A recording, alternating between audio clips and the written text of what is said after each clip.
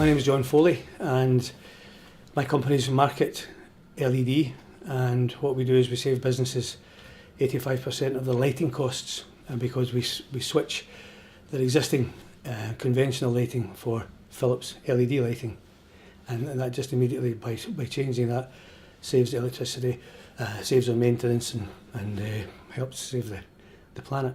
Joined the hatchery in January 2012 and left at the end of June. I think it was summertime, about 6 months. First of all, starting a new business was a complete change for me, and I was trying to, I guess, import what I'd learned in the corporate world to a very small start-up business. And the journey that I had within entrepreneurial ESpark changed quite dramatically during that 6 months period. So for me, it was a fantastic roller coaster, and coming out the other side I was a completely different person. When you're starting new, and particularly when you're on your own and starting new, and again particularly for me, coming from an environment where so much was there already, the infrastructure was already there, things happened. Whereas you come in and you start a business yourself, nothing happens. You've got to do it yourself. So the ideation, I think it let you concentrate on which of the plates that you were spinning around and trying to keep spinning. It allowed you to focus on the ones that you needed to keep spinning, and which ones didn't really matter if they go. And the ideation really focused your mind on, let's concentrate on the real stuff rather than the easy stuff. And I started to really look at the pain points, as Jim Duffy and his team used to continually talk about, trying to find the pain point of the customers that you're looking to help, to service. The pain points.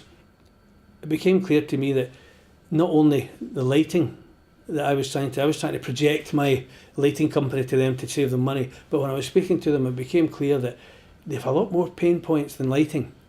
And my experience in corporate, where I'd left 90% of it behind, I opened that up and brought it on and introduced another part of the business to run in parallel with the lighting. And that was really to look at organisations like, for instance, housing associations and local authorities and stuff, people who had targets to meet of their own, like housing improvements and thermal efficiencies for properties.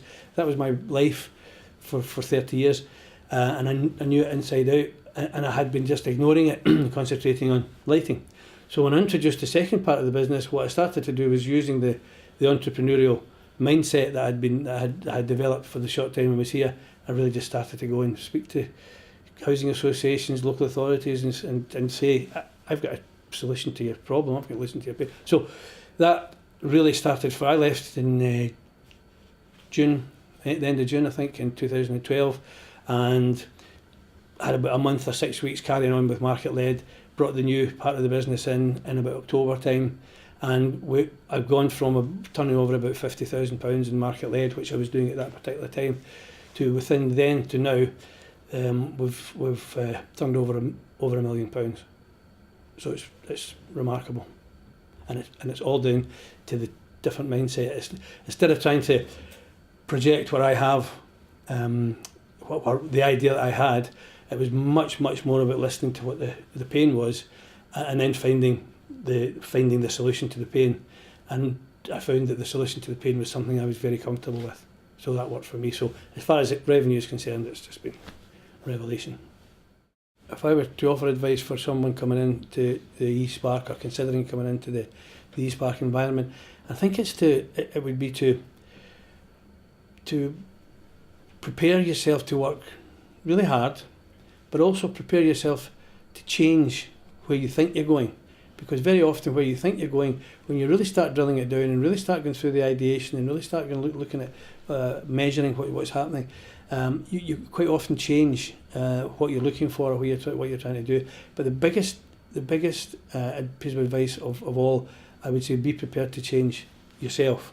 Be prepared to take on the mindset tools that you get, so that you can stop thinking the way you used to think and start thinking the way you need to think to make it successful. And from my point of view, when I changed how I thought, I didn't need to change what happened, it just changed. When I changed what I thought, it changed what I did, and it changed the results of that. So my advice would be prepared to take on board the changes that you need to do to become a success.